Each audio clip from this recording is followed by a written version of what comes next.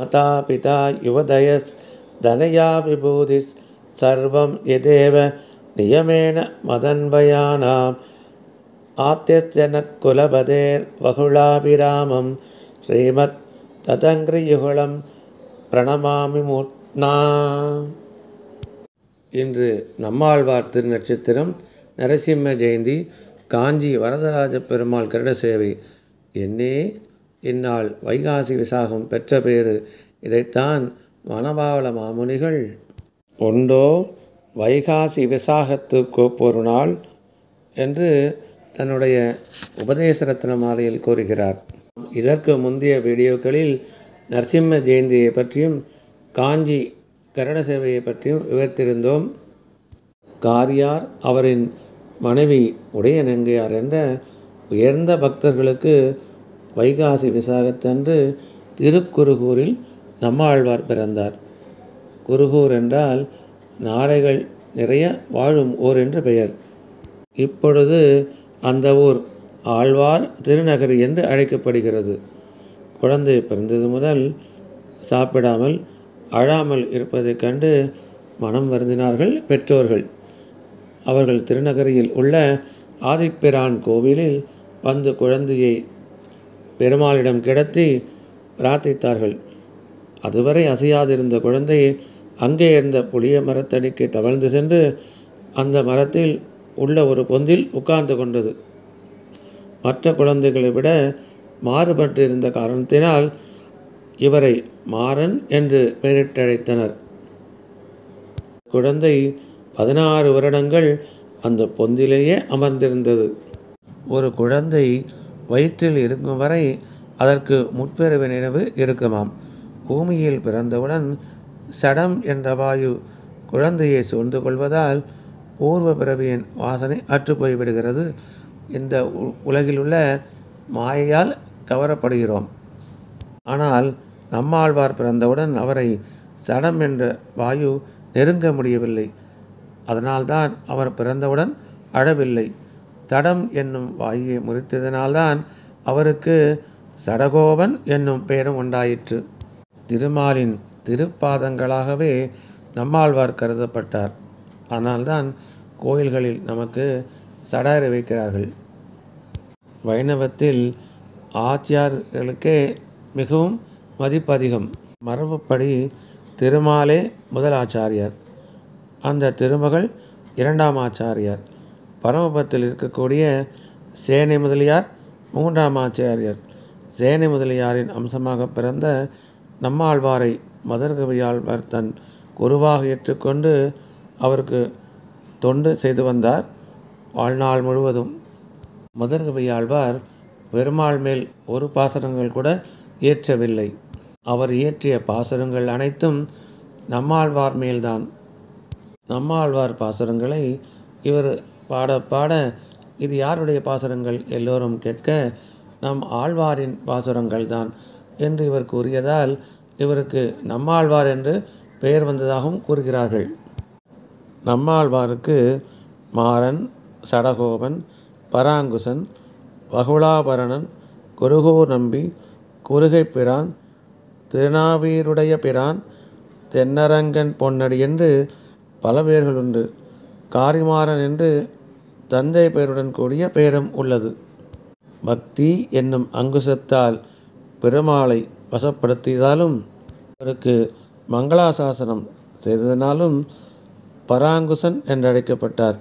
மகிழம் பூக்களாலான மாலையணிந்து அழகுடன் இருந்ததால் வகுளாபரணன் என்றும் பர தத்துவத்தை விளக்கி திருமாலுக்குள்ளே அனைத்து தெய்வங்களும் அடக்கம் என்னும் கருத்தை வீறு கொண்டு விளக்கியதால் நாவீருடையான் எனவும் அழைக்கப்பட்டார்.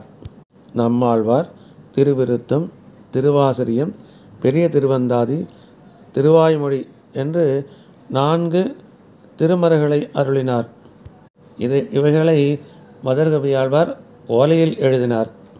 வடமொழியில் உள்ள ரிக், யஜூர், சாம, அதர்வண வேதத்தின் கருத்துக்களை ஆழ்வார் தமிழில் எழுதியுள்ளார். அதனால்தான் அவருக்கு வேதம் தமிழ் செய்த மாறன் என்ற பெயரும் உண்டு. நம்மாழ்வாரின் பாடல்கள் திராவிட வேதம் என்று அழைக்கப்படுகிறன. எல்லாவற்றிற்கும் வித்தாக இருப்பவன் அந்த ஆதி மூலம். அவனே எல்லாவற்றிலும் நீக்கமர நிறைந்துள்ளான். இதுதான் பெருமாளை பற்றி கீதை உபதேசிக்கும் தத்துவமாகும். இதைத்தான் நம்மாழ்வார் யாவரும் யாவையும் எல்லா பொருளும் கவர்வென்றி தன்னுள் ஒடுங்க நின்ற அவர்கள் ஞான வெள்ளச் சுடர்மூர்த்தி என்கிறார். உயிரினங்கள் கஷ்டமின்றி வாழ ஒழியபடி பெருமாளை தொழுவதே ஆகும் என்று கூறுகிறார் இந்த பாசுரத்தில். அற்றது பற்றனில் உற்றது வீடுயிர். ஆண்டாள் மீரா போல பெருமாளை பக்தி கொண்டால் அவரை எளிதாக அடைந்து விடலாம் என்று பராங்குச நாயகி, அதாவது பெண்பாவமாக பல பாசுரங்கள் எழுதியுள்ளார். கிளர் ஒளியால் குறைவில்லா அறிவுருவாய் கிளந்தெழுந்து கிளர் ஒளிய இரணியனது அகல் மார்பம் கிழித்துகந்த வளர் ஒளிய கனலாழி வலம்புரியன் மணிநீல வளர் ஒளியான் கவராத வரிவளையால் உறைவிலமே. வீர நரசிம்மனாய் அவதரித்து அந்த இரணியனது உடம்பை கிழித்தெறிந்தார் அல்லவா. பெருமாள் சக்கரத்தையும் வலம்புரி சங்கையும் கொண்டுள்ளான். நீலமணி வண்ணன் விரும்பாத என் வளையால் என்ன பிரயோஜனம் என்று பராங்குசநாயக பாவத்திலிருந்து பெருமாளை வேண்டுகிறார். ஆடி ஆடி அகம் கரைந்து இசை பாடி பாடி கண்ணீர் மல்கி எங்கும் நாடி நாடி நரசிங்காவென்று பாடி பாடும் வாழ்நுதலே. நம்மாழ்வார் தன்னை பெண்ணாக பாவித்து சொல்லும் பாசுரம். இந்த ஆழ்வார் மட்டுமே தலைவியாக, அதாவது பராங்குச நாயகியாக, தோழியாக மற்றும் தலைவியின் தாயாக என்று 3 விதமான பெண்கள் பார்வையிலும் பாசுரங்களை பாடியுள்ளார். பிரகலாதன் கூப்பிட்டவுடனே ஓடி வந்தார்ல நரசிம்மர், அது மாதிரி என் மகளை காண வரவில்லையே என்று தாய் இயங்குவதாக சொல்லும் பாடல் இது. உன்னை சிந்தையினால் இகழ்ந்த இரணியன் அகல் மார்பம் கேண்ட என் முன்னை கோளறியே. இரணியன் நெஞ்சை தொட்டு பார்த்து விளந்து அவன் நெஞ்சில் பகை உள்ளூர இருந்தது கண்டு அதனால் அவனுக்கு கொடுத்த இந்த தண்டனை என்கிறார். இதிலிருந்து பெருமாள் நாம் செய்பவையெல்லாம் ஆராய்ந்து பார்க்காமல் நமக்கு தண்டனை கொடுப்பதில்லை என்று தெரிகிறது. எங்கும் உளன் கண்ணன் என்ற மகனை காய்ந்து இங்கில்லையால் என்று இரணியன் தோன் புடைப்ப அங்கே அப்பொழுதே அவன் வியத் தோன்றிய என் சிங்கப்பிரான் பெருமை என்று இந்த பாசுரத்தில் பெருமாள் பக்தனுக்காக கஷ்டம் வந்தவுடனே ஓடி வருவார் அப்படின்னு விளக்கி கூறுகிறார். புக்க அறிவுருவாய் அவுணன் உடல் கேண்டுகந்த சக்கரச் செல்வன் தன்னை என்று நம்மாழ்வார் நரசிம்ம அவதார பெருமைகளை பாடும் ஜீவாத்மாக்களுக்கு அந்த பரமபதத்தில் நல்ல வரவேற்பு கிடைக்கும் என்று சொல்லுகிறார். அயர்வூரும் அமரர்கள் அதிபதி எவனவன் துயரது சுடரடி தொழுதெழு என் மனனே என்று நம்மாழ்வார் திருவாய்மொழியில் ஒரு பாசுரம் இயற்றியுள்ளார்.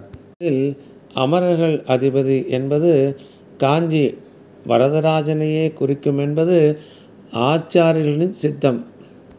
துயரறு சுடரடி, பிரம்மா இழந்த பிரம்ம பதவியை மீண்டும் பெற காஞ்சியில் அஸ்வமேத யாகம் செய்கிறார். அந்த அஸ்வமேதத்திலிருந்தான் காஞ்சி வரதனே வந்தார். பிரம்மாவின் துயரத்தை தீர்க்க வந்ததால் அவர் துயரறு சுடரடி என்று எழுதியிருக்கிறார் என்று பெரியவர்கள் கூறுகிறார்கள்.